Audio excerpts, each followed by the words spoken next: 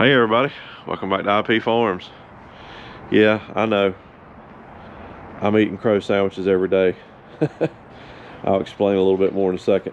But first and foremost, I want to tell you up front that this video is probably going to be exceptionally longer than what you're used to. And the reason for that is because I've had numerous people email me over the last couple of months requesting longer videos on some of these projects that I work on. So we all know how we feel about longer videos. YouTube will tell you that that's what you need to do to make 25-30 minute videos. I don't know, I don't think that's true with my content, but if someone's willing to take the time to reach out to me about something, I'll see what we can do. So I feel like the sprayer is a good platform for that longer video. Maybe it'll bore most of you to death, because I would assume that everybody knows this stuff like the back of their hand except for me. Second thing, why are we working on the sprayer? I know. Might have made a mistake. I don't think so. I've got a tight knit expense sheet, but we're going to try to spray some pre-emerge and possibly burn down ahead of time if I get this going.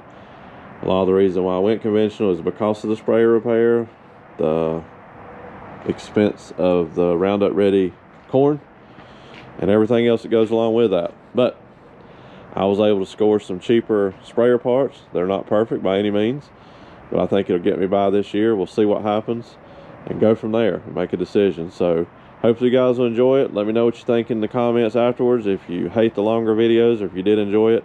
I'm not saying it'll be the new norm, but I thought this will be a good opportunity to see what we can do with one. Let's get started. Well, here's the cheaper stuff. Polypropylene, I think, nozzle bodies, tips, some clamps, hose. I think they're made by Valley Industries. Cheap stuff, but I think it'll work for me. I was gonna leave this hose on there because I think somebody had just replaced it before they quit using it.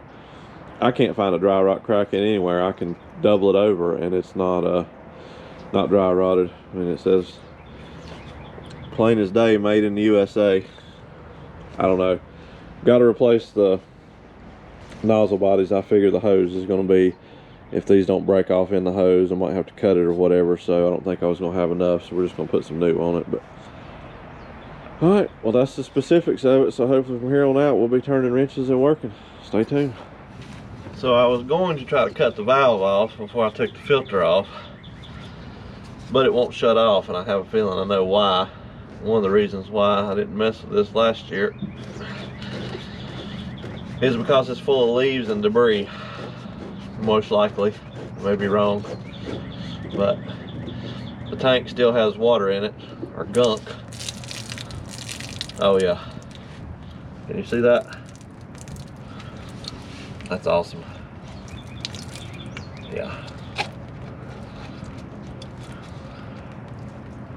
Yeah, that's nice. But the main reason I did that, left this stuff in, is because I wanted the expansion factor so that the water couldn't solidify completely with all this debris in there and bust something, because I wasn't able to get all the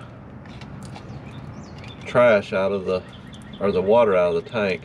Probably going to have a new strainer. That one looks torn, but let's see. Drip down more. Oh yeah, it's full.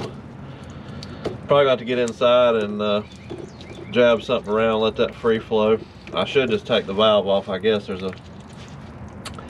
a fitting there I could take out, but we'll see if we can get it and make the turn from inside the tank and get it draining now that we're past freezing season, I guess.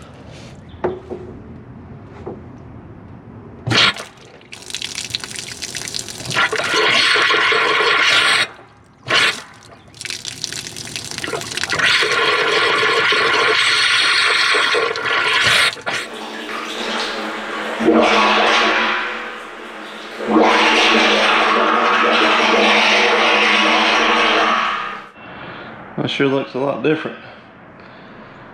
Got most of it clean. It's going to rain probably 2 inches over the next couple of days, so all the water will drain out now. I said in the beginning we might do a long video. We might have to break this up into several long videos. I probably got 10 minutes of just washing the tank out. That's why I don't try to do that. We'll see what we can do. Well, we're back again today. See if I can get these axles moved. Try to get them spread out. Clear 2 rows like the rest of everything else. Not sure how good that's going to go, but at least the bolts came loose. Looks like it's pretty simple actually. Would you look at that? I'm going to take that one off and bring it on the outside, I guess.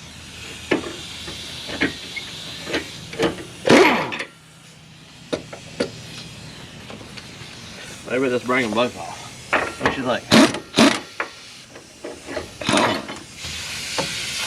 I guess I'm going to have to replace my air in on the daggum compressor, air hose.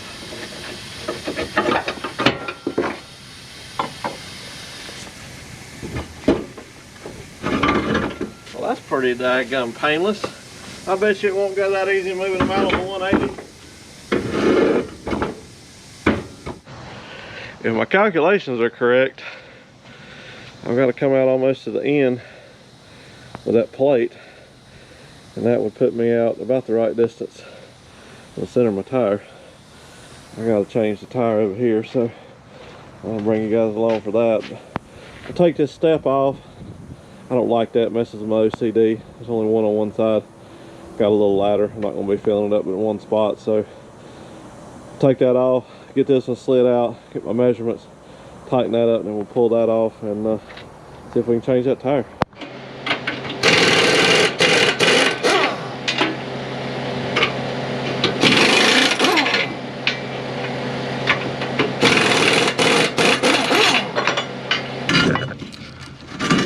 I didn't have the camera on a while ago.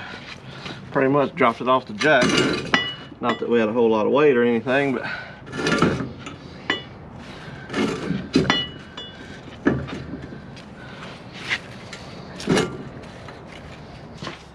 think the center of my planter tires I measured are, my goodness, 76.5. That's 77. Time I move over to the center of that, it'll be about 76.75. So yeah, that should be right on the wheel space in the clear 2 38-inch rows underneath. I don't know about the spacing on my nozzles. I tell you, this whole sprayer stuff is, I don't know, it's like foreign language to me. I just can't, it's so simple really, but I can't wrap my head around any of it.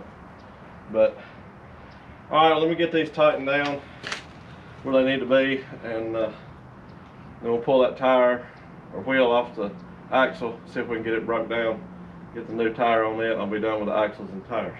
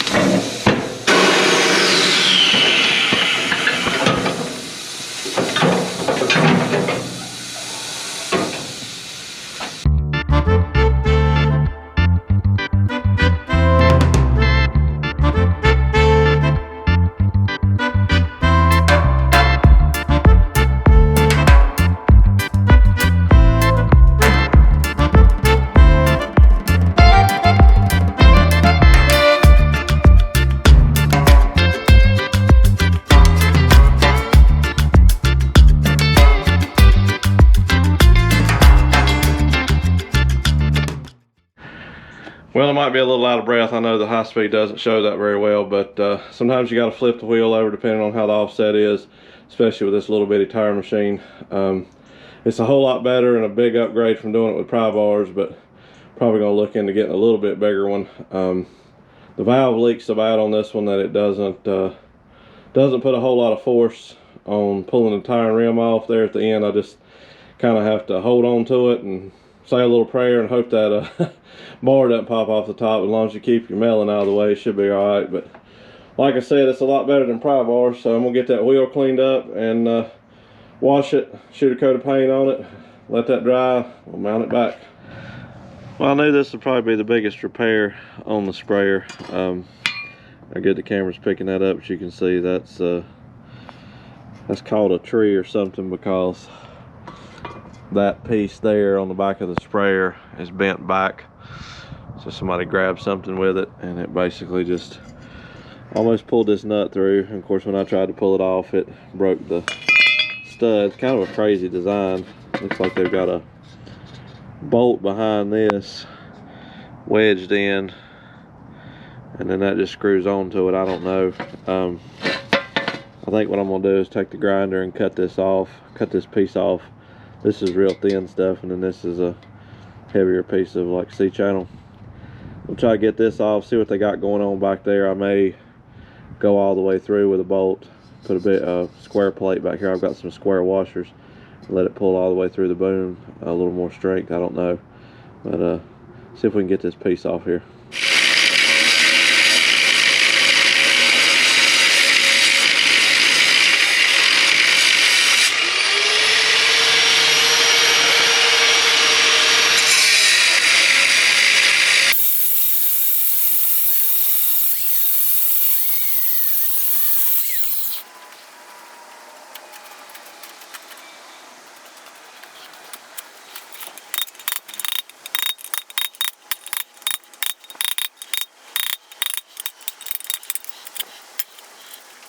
That's not a very good design, because it lets trash and stuff get in behind here. So all they've got is a bolt head welded in there, which is fine, but then it sits off the main tube, and you can see where stuff collects, and it's basically rusted through that. So, I mean, this is the strength, but this one here has a little bit of play in it just from wear. I don't know whether to worry about it or not. Just have to think. I mean, it's spring loaded backwards, but I don't know if I want that boom to be flopping around like that or not. So if we get it tight, the bolt back tight on there and pulled up, it should sit there, and then if it hits anything, then go back and then it pivots up. I don't know on how much I want to get involved with here. I've got to fix that one. Same thing is going to happen on the other side, so let me decide what I'm going to do and I'll bring you back. Well, I haven't been doing very well on filming. Probably going to have to break this up into 3 videos. Anyway, the boom is pretty crusty right here. Everything else is really good. It's just where that design trapped dirt and product and everything behind. So really, when you put this on, the only thing that's holding it wasn't welded here, which I could. All that's holding it was these welds, and you can see all the way up to where this would end. It's pretty crusty, both sides. So I found a piece of tubing, so I'm gonna sleeve it. The tube will go over like so, all the way down. I'll weld it here. We'll weld it all the way around there, so that'll be, you know, like double boom there, and I get back down. This is all good, nothing's rusty there at all.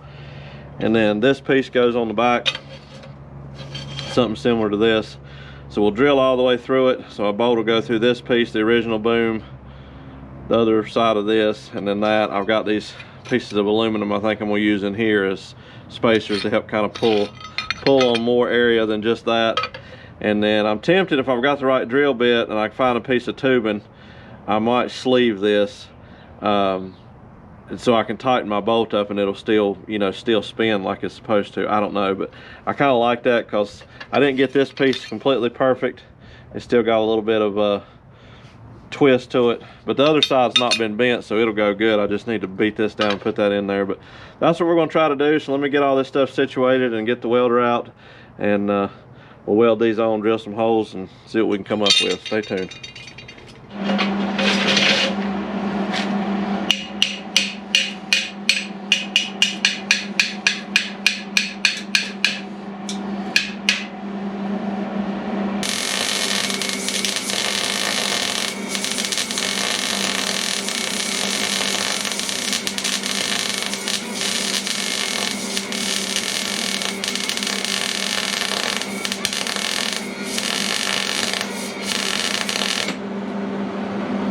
That's better.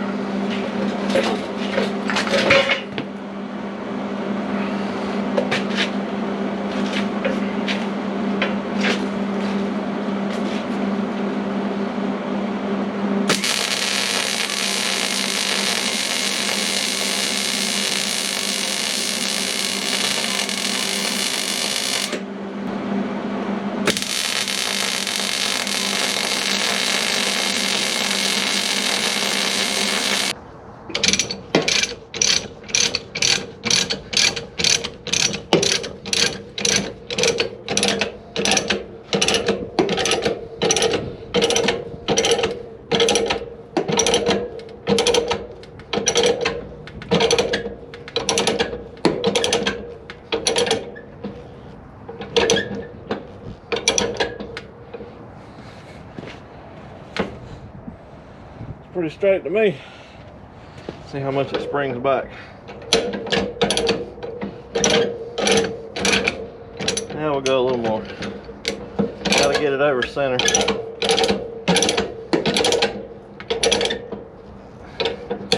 Try that.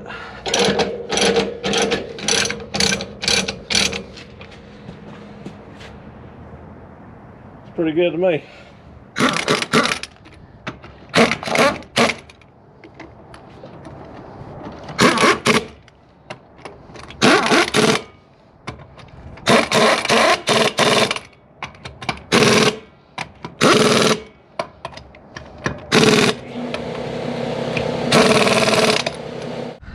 While we're showing, this side's worse than the other, so I'm glad I decided to go on down 12 inches and get some good boom up here. They've been tweaked quite a bit over the years, so it might be a wintertime project if it works out. Might stick a new set of booms on it next winter or something. But anyway, I'm gonna get this welded on, get it bolted up. I'll show you what they both look like, and then we'll probably say this one's good on part 1 of the fabrication, and the rest of it should be just plumbing. That'll be the fun part for me. I think that worked out pretty good. Took all the slop out of the booms. Don't have any back and forth, up and down. They're bent, of course. We talked about that earlier. I may address that issue this winter. I've got some of that square tubing somewhere if it's long enough. If not, I can put a piece together. But I'm not too worried about it. It's a lot better than it was when we got started. Spread the axles out. Got the tire changed over. I wanted to address the axle width, 1 for stability, and 2 in case I get to use it for liquid nitrogen this year. It'll be ready. I think I'm gonna have to move the boom system down on the adjustment there just a little bit to get back within our spec of what we need to be off the ground. Put some straps on the tank, look into the pump a little bit closer, and do all the plumbing, and I think the little sprayer will be ready. So we're gonna call this one part 1 with all the fabrication we did and changes. And we'll say part 2 will be the plumbing itself. I got to do a little bit of adjusting on the spacing here on the back, the nozzle tip spacing, if you will. So we'll see what happens. So thank you everybody for being here. Really appreciate you following on the journey with me. Hopefully you'll continue to enjoy things that are coming down the ladder. You know me, it's always trial by fire, so you never know what you're going to get into. But we'll see what happens over the next couple days. Until then, thank you.